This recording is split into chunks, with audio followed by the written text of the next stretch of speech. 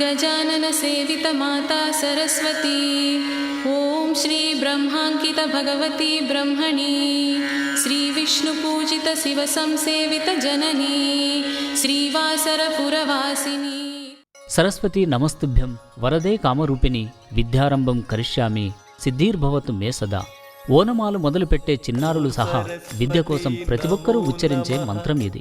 చదువుల తల్లి దీవెనలుంటే చాలని భావించే ఎంతో మంది తల్లిదండ్రులు తమ చిన్నారులకు సరస్వతి అమ్మవారి ఒడిలో అక్షరాభ్యాసం చేయిస్తారు. ఇంతటి ప్రాశస్తం ఉన్న సరస్వతీదేవి ప్రముఖ ఆలయాలు దేశంలో రెండే ఉన్నాయి. అందులో ఒకటి కాశ్మీర్లో ఉండగా రెండవది మన రాష్ట్రంలోని ఆదిలాబాద్ జిల్లా ముదోల్ మండలం బాసరలో ఉంది. గలగలా పారుతూ మహారాష్ట్ర నుంచి మన రాష్ట్రంలోకి అడుగిడే గోదావరమ్మ చెంతనే కొలువుదేరింది చదువుల తల్లి. ప్రతి దసరా పండుగకు నవరాత్రి ఉత్సవాలు జరపడం ఆనవాయితీ. దేవి నవరాత్రుల్లో సరస్వతీదేవిని మొదటి 3 రోజులు దుర్గా స్వరూపంగా, తరువాతి 3 రోజులు లక్ష్మీ స్వరూపంగా, చివరి 3 రోజులు సరస్వతీ స్వరూపంగా పూజిస్తారు. ఓం సరస్వతీ నమో నమః, శ్రీ సరస్వతీ నమో నమః. అత్యంత ప్రాముఖ్యత కలిగిన సరస్వతీదేవి బాసరలో వెలిసిన చరిత్రలోకి వెళితే పుష్కర పీఠంగా పేరు పొందిన బాసరలో సరస్వతీదేవి విగ్రహాన్ని వ్యాస మహర్షి ప్రతిష్ఠించినట్లు స్థల పురాణం చెబుతోంది. వ్యాస మహర్షి బ్రహ్మాండ పురాణం రాస్తుండగా ప్రకృతి స్త్రీని వర్ణించాల్సి వచ్చినప్పుడు ఆయన మనస్సు విచలితమైంది. మనసును కుదుటపరుచుకునేందుకు దక్షిణాది నుంచి ఉత్తరాది వైపు పర్యటనకు వెళుతూ బాసర వద్ద ఉన్న అందమైన ప్రకృతి సౌందర్యానికి ముగ్ధుడై విశ్రాంతి తీసుకోవడానికి ఆగారు. అక్కడే ఆయనకు సరస్వతీదేవి రూపం లీలగా కనిపించడంతో నిజరూపాన్ని చూపించాలని వేడుకున్నాడు. కొన్ని కారణాల వల్ల నిజరూపాన్ని చూపించలేనని, కొంతకాలం పూజలు చేసి తపస్సుతో శక్తి పొంది తన నిజరూపాన్ని వర్ణించడానికి వ్యాసునికి శక్తినిచ్చినట్లు పురాణాల్లో ఉంది. వ్యాసుడు కుమారచల పర్వతంపై ఉన్న గుహల్లో తపస్సు ప్రారంభించారు. ప్రతిరోజు గోదావరిలో స్నానమాచరించి పిడికెడు ఇసుక తీసుకువచ్చి కుమారచల పర్వతంపై కుప్పగా పోసేవారు. ఈ ఇసుకతోనే సరస్వతీదేవి విగ్రహం రూపుదిద్దుకుంది. ఆ విగ్రహానికి జీవం పోయడానికి తగిన శక్తిని సరస్వతీదేవి ఆయనకు ప్రసాదించింది. ఒకే విగ్రహం ఉంచడం తగదని చదువుల తల్లికి తోడుగా మహాకాళి, మహాలక్ష్మి విగ్రహాలను కూడా వ్యాసుడు ప్రతిష్ఠించారనేది ప్రతీతి. ఈ 3 శక్తి స్వరూపాలు ఒకే ఆలయంలో ఉండడం దేశంలో మరెక్కడా లేదని పురాణాల్లో ఉంది. అదిగో బాసర క్షేత్రం, చదువులమ్మ స్థిరవాసం, ఆ గౌతమి తీరమునందు నెలకొన్న భారతి నిలయం. మానవ కోటికి జ్ఞానం పంచిన జ్ఞాన సరస్వతి సన్నిధానం. చూసి తరించిన జన్మే ధన్యం, భక్తులకిది ఏ దొరికిన భాగ్యం. బాసరా క్షేత్రంలో మహాకాళి, మహాలక్ష్మి, మహాసరస్వతి అమ్మవారు వెలిసి ఉన్నారు. అటువంటి ఈ యొక్క అమ్మవారి క్షేత్రంలో ఆశ్వయుజ శుద్ధ పాడ్యమి నుండి శరన్నవరాత్రి మహోత్సవాలు ప్రారంభమవుతూ ఉన్నాయి. 9 రోజుల లోపల ఎవరైతే అమ్మవారిని దర్శించుకుంటారో తమ పిల్లలకి అక్షరాభ్యాసం చేయిస్తారో తప్పకుండా అమ్మవారికి అనుగ్రహం ఉంటుంది. ఈ ఆలయం మహమ్మదీయుల దండయాత్రలో దెబ్బతింది. లక్ష్మీదేవి విగ్రహం చాలా వరకు దెబ్బతినగా జ్ఞాన సరస్వతి విగ్రహం కొంతవరకు పాడైంది.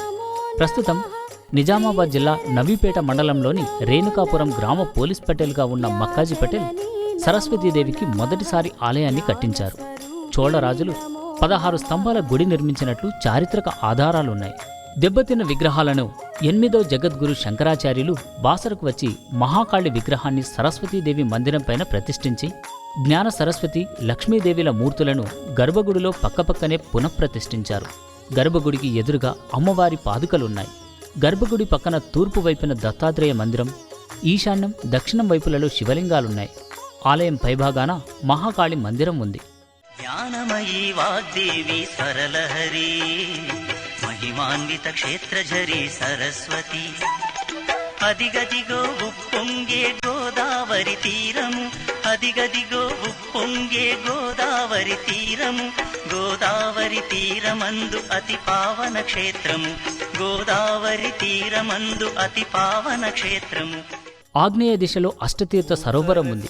ఈ కోనేరులో ఇంద్రుడు, సూర్యుడు, వ్యాసుడు, వాల్మీకి, విష్ణువు, గణేశుడు, శివుడు వివిధ సందర్భాల్లో స్నానమాచరించి పూజలు చేసినట్లు స్థల పురాణంలో ఉంది. దీనికి 8 దిక్కుల 8 పుణ్యతీర్థాలున్నాయి. ఇంద్రతీర్థం, కుక్కుటేశ్వరం, సూర్యేశ్వరం, వ్యాసతీర్థం, వాల్మీకి తీర్థం ముఖ్యమైనవి. బాసర బస్టాండుకు ఎదురుగా ఉండే వేదవతి శిలలో అమ్మవారి నగలు ఇతర సామాగ్రి ఉన్నట్లు ప్రతీతి. ఈ శిలపై చిన్న రాయితో కొడితే సప్తస్వరాల శబ్దం వస్తుందనేది భక్తుల విశ్వాసం.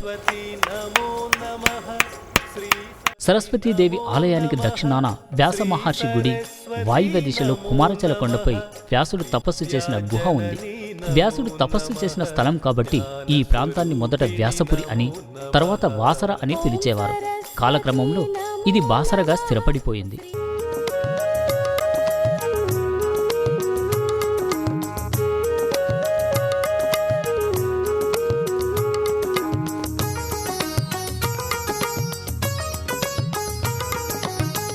అంతటనీ వారుషి కగుపించి వివరించితివంట నీ భావనలో కుమార చలమున ఉన్నది నేనేయని ఓ వాణి వ్యక్తము చేయమని.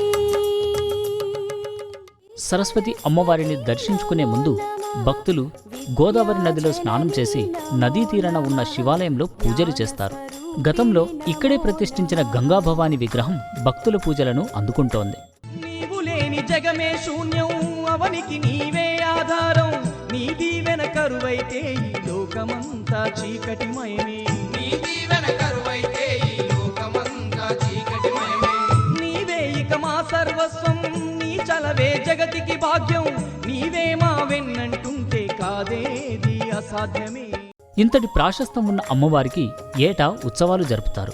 సరస్వతీదేవి జన్మదినమైన వసంత పంచమికి ప్రత్యేక పూజలు, సామూహిక అక్షరాభ్యాసాలు చేయించడం ఆనవాయితీ. ఏటా దసరా సందర్భంగా నవరాత్రి ఉత్సవాలు, శివరాత్రికి జరిపే వేడుకలు కన్నుల పండుగగా సాగుతాయి. ఈ ఉత్సవాల సందర్భంగా పిల్లలకు అక్షరాభ్యాసం చేయించేందుకు దేశం నలుమూలల నుంచి భక్తులు తరలివస్తారు. हैदराबाद से माता जी के दर्शन करने के लिए आए हैं और फिर गोदावरी का स्नान करने के लिए यहाँ काफ़ी लोग आते हैं, हम भी काफ़ी बार आते हैं।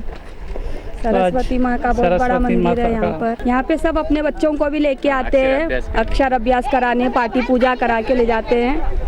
हम भी आए हैं, अपने बच्चे को लेके आए हैं साथ में। బాసర వచ్చే భక్తులకు అన్ని సౌకర్యాలు కల్పించారు. హైదరాబాద్ నుంచి బస్సులు, రైళ్ల ఫెసిలిటీ ఉంది. పర్యాటకుల కోసం వసతి గృహాలు, సత్రాలు, టూరిజం శాఖ ఏర్పాటు చేసిన పున్నమి హోటల్, ప్రైవేటు లాడ్జులు తగినన్ని ఉన్నాయి.